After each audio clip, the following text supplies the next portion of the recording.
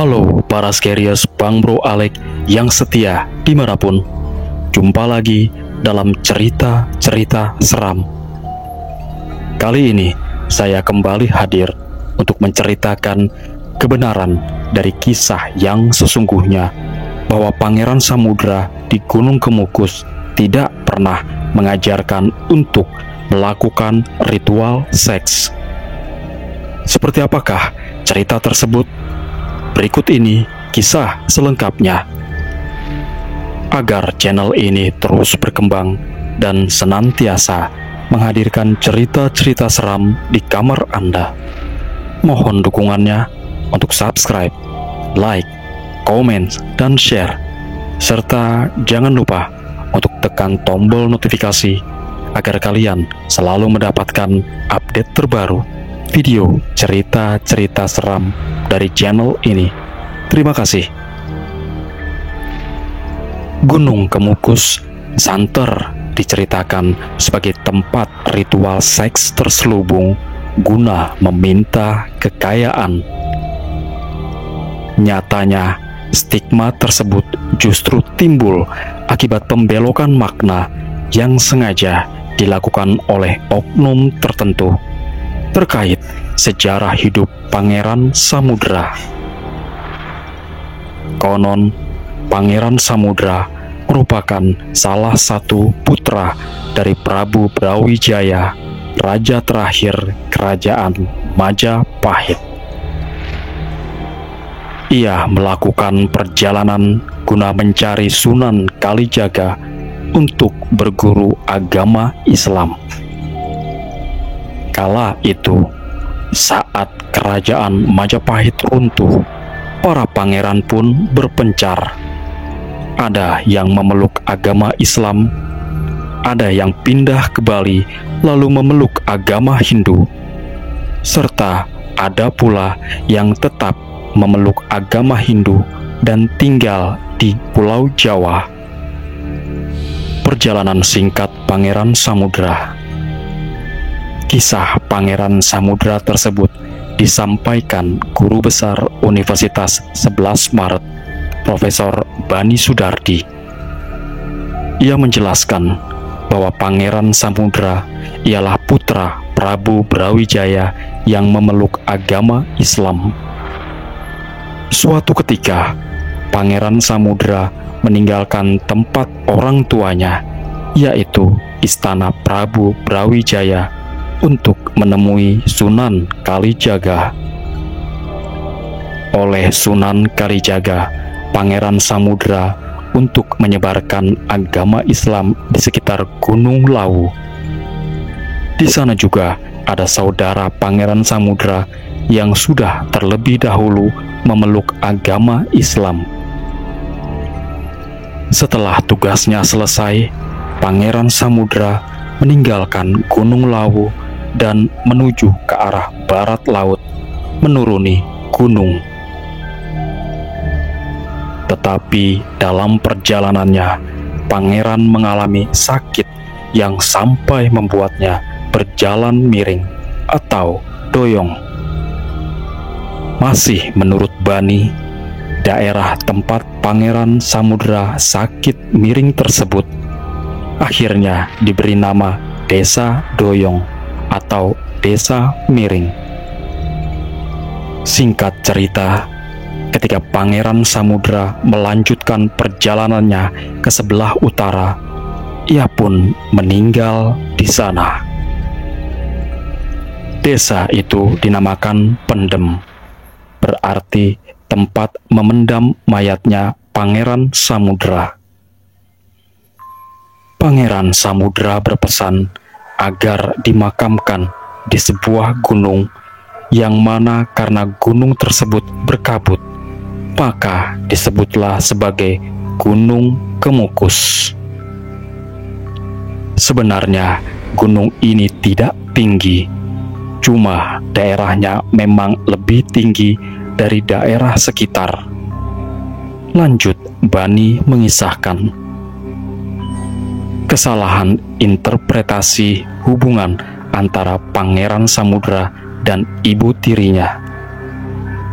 Pangeran Samudra nyatanya tidak memiliki cinta dalam artian asmara kepada Dewi Ontrowulan, ibu tirinya. Bani menjelaskan bahwa hubungan mereka berdua hanya sebatas kasih sayang layaknya ibu dan anak.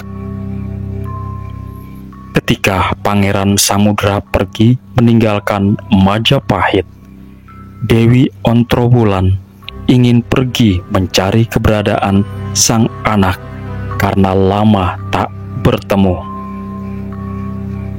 Meskipun daerahnya sebatas Jawa Tengah dan Jawa Timur, namun pada zaman dahulu hanya bisa ditempuh dengan berjalan kaki.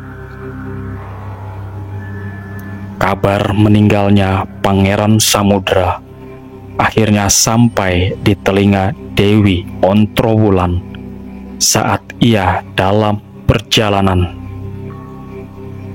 Setelah mengetahui lokasi pemakaman putra tirinya, Dewi Ontrowulan segera menuju Gunung Kemukus. Namun, akibat kelelahan dalam perjalanan panjang yang berbulan-bulan lamanya, Dewi Ontrowulan pun meninggal dunia. Sebelum meninggal, ia berpesan agar dimakamkan di samping kuburan Pangeran Samudra. Jadi, bukan dimakamkan bersama, tetapi dimakamkan di samping anaknya.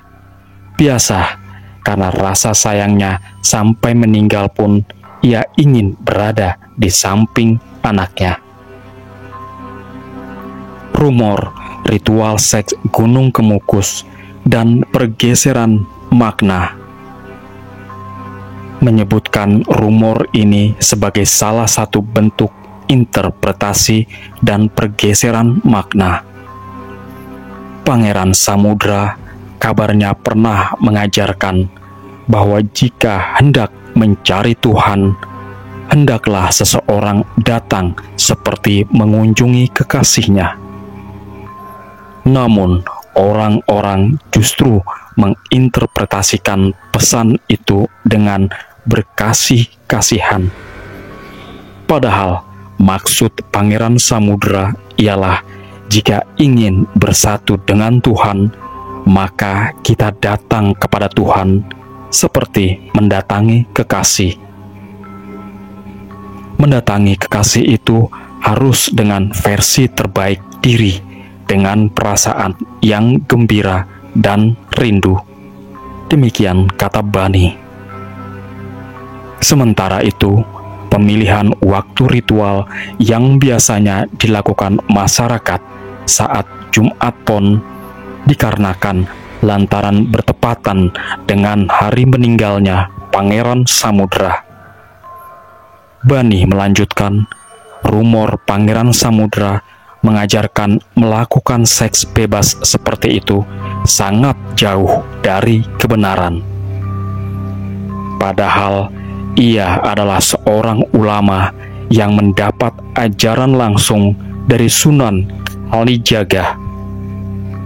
Sunan Kalijaga sendiri terkenal sebagai wali yang bersih, serta memiliki ajaran yang lurus, yang mana ajarannya juga sangat erat dengan etika. Jelasnya, dalam sejarah, nyatanya informasi terkait ritual seks bebas ini tidak ditemukan dari naskah-naskah abad ke-19. Menurut kajian Bani Sudardi, tidak ada catatan jelas terkait kapan Gunung Kemukus dijadikan tempat ritual seks, tetapi diperkirakan setelah abad ke-19. Ini lantaran dalam catatan abad ke-19 berupa serat Sentini belum ada disebutkan terkait situs bernama Gunung Kemukus. Jadi setelah masa itulah, mungkin setelah abad ke-19 sampai awal abad ke-20, baru ada ritual seks seperti itu, menurut perkiraan saya saat ini. Terangnya, kesalahan interpretasi ini bahkan menimbulkan ritual seks yang bersumber dari mulut ke mulut, bukan dari ajaran nyata Pangeran Samudra. Ritual seks disebutkan telah ada sejak zaman Majapahit bagi para penghayat kepercayaan Bhairawa, dan ini berlanjut meski tertutup. Kalau ritual zaman dulu ada karena salah kaprah dari kepercayaan atau anggapan bahwa untuk bersatu dengan Tuhan dapat dilaksanakan lewat cara ini, pungkasnya. Tetapi kalau di Gunung Kemukus, ritual ini adalah ritual untuk mendapatkan kekayaan. Mulai sekitar tahun 50-an pasca kemerdekaan, saat krisis ekonomi, datanglah orang-orang yang percaya dengan melakukan ritual seks selama 7 kali berturut-turut. Maka salah satu dari yang melakukan itu akan mendapat rezeki berlimpah, sementara yang satunya lagi akan mendapatkan kemelaratan. Lagi-lagi stigma ini semakin bergeser ke arah negatif dengan ditemukannya banyak situs hiburan malam di sekitar area Gunung Kemukus ini. Pada perkembangan selanjutnya, seks bebas di daerah Gunung Kemukus bukan lagi sebuah ritual, tetapi telah bergeser menjadi sumber hiburan dan penghasilan bagi sebagian orang. Kendati demikian, pemerintah Jawa Tengah tetap berupaya untuk menghapus stigma negatif tentang Gunung Kemukus. Bahkan, kini banyak peziarah yang berkunjung ke makam Pangeran Samudra dan ibunya, Dewi Ontrowulan, untuk berdoa. Sekarang pemerintah Jawa Tengah telah membangun lokasi tersebut menjadi konsep wisata keluarga. Inilah yang diharapkan dapat membuat orang sadar bahwa Pangeran Samudra adalah tokoh agama yang patut didoakan. Kini, wisatawan bisa melihat langsung makam Pangeran Samudra di Gunung Kemukus. Ada pula sumber mata air yang dulunya dipakai untuk membasuh dan menyucikan diri oleh Pangeran Samudra dan Dewi Ontrowulan. Para skeries Bang Bro Alek yang setia, nantikan cerita-cerita seram berikutnya.